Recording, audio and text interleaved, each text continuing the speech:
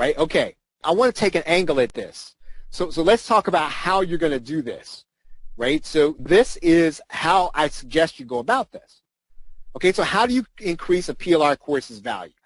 I always say you want to turn it into something that your customer, can use. Number two, turn it into something specific. We just talked about that. Number three, here's the thing, right? Give it a deadline, right? Give it a deadline. Let me tell you what I mean by that. Well, and also, right, and I know that this, don't be quick to give resale rights. Don't always just, that should not be your fallback position. In some cases, you don't need to give resale rights. When you solve somebody's problem, you don't have to give resale rights to get them to buy it, right? Now again, yes, it is something they can use, but your value to the marketplace is in the problem you solve. And I would say that, sometimes, and I've heard this, and again, this is that, well, you don't have to be an expert in order to do PLR. Yeah, you do. You have to know something, and you have to put together 2 sets of sales pages. So I would say it's not an easy thing to do resale rights or PLR. I would say it's easiest to solve a problem. Now let me tell you how you're going to do this. Okay, so let's say that you're solving the problem in Facebook. I'm going to say focus on something specific in Facebook. And what you're going to give people is you're going to turn the PLR into a daily system. So in other words, you can take, if you can break it into, I don't know, it'd be ambitious, you can break it into let's say into something they can do for X number of days. It's ambitious, but it's possible. But you'd need 365 lessons. Now, I said that I was going to try this at some point. I do a year-long, literally a year-long thing, but I never got around to creating the 365 videos. But again, can you imagine what would happen if you hit the marketplace with a 365-day system of things that you have recorded for every day of the calendar year? Right? Again, it's not something that people do often.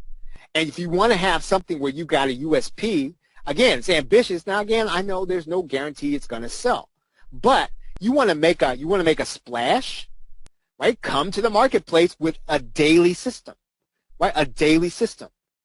You can also break up a process over 1 year's time using 53 weekly modules. So in other words, you want to do Facebook, right? You want to take a specific problem you're solving, and you're going to break that problem up over 52 weeks, right? 52 modules. Once a week, you're going to meet, and you're going to do it live, and then you're going to give out the recording, right? You can also do another way. You can do a 30-day challenge. So you're going to do 30 modules. So in other words, and I did this with 1,000 True Fans, the 30-day challenge I did this with, right? I did this with the Entrepreneur Mandate. And all these products were specific problems that I used a 30-day system, and then I spread out the content over 30 days. Now, it's not easy to do because you really got to think through the steps that people need to take every day. But if you're talking about, okay, how do I differentiate the content? Take it and give it a deadline. You can do a year system. You can do a weekly system over a year. You can do a 30-day challenge, right? You can do, say that you are you're into personal development, right? Personally, I think personal development, and I'm surprised I haven't seen anybody do this.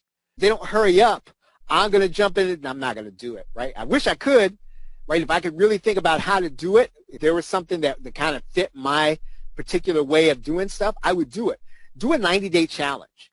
And one of the reasons I know this sells is because Evan Pagan, every single cotton picking year, sells Wake Up Productive.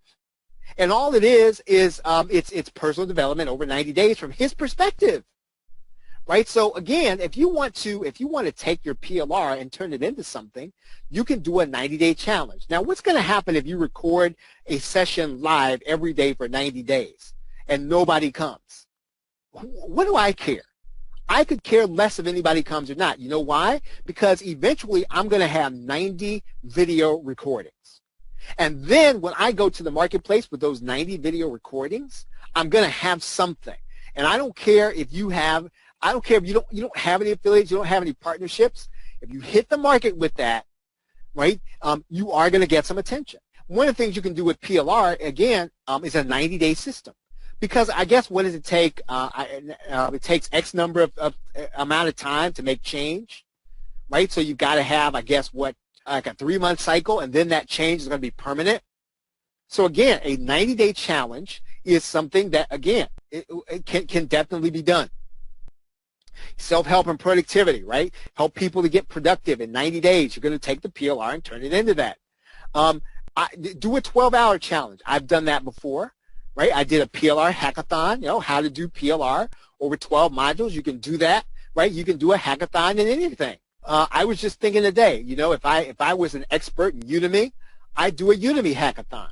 So in other words, you're going to do 12 sessions, and by the end of those 12 sessions, I'm going to have my course on Udemy in your course. So again, all you're doing is you're taking the concept and you're flipping it, right? You're turning it. You're giving it a time. You're giving it something specific, right? And then you're putting a time deadline on it, and it makes it a little more sellable, and it makes it a little sexier.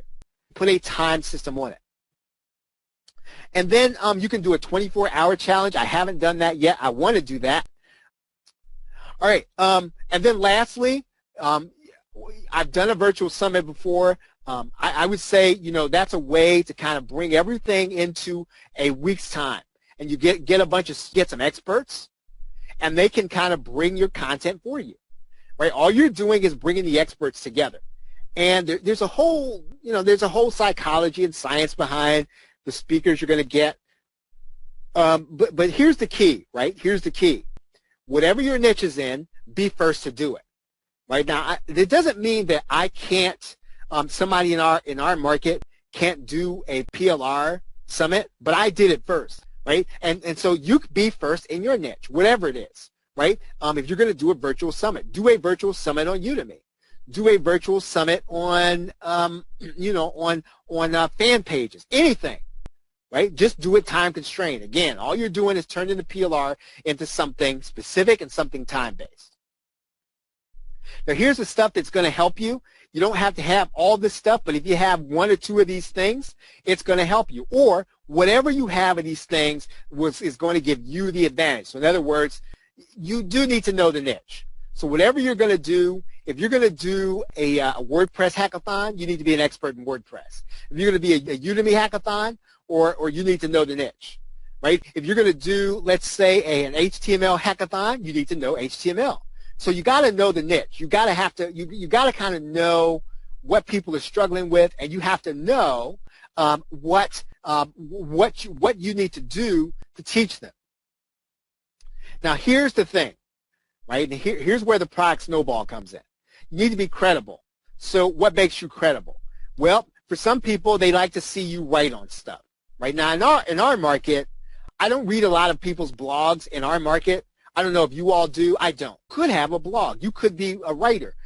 You could have a podcast. So in other words, you're talking to product creators on a regular basis. But you need to have something.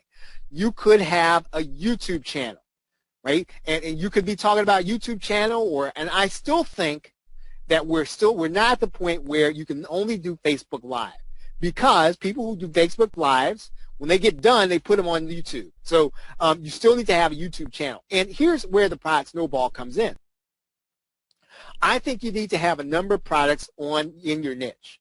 And so when you have a number of products in your niche, it says about you, it says something about you that I can trust this product, that I can trust a product that I'm about to buy because you've already produced these other ones. Doesn't mean I'll buy your other ones, but when I see that you produce some, so in other words, I can see that there's a product line here when I look at your whatever I'm looking at. So if I look at your website, you don't have to have them all on a website, but I can look at you and I can see that you have a product line.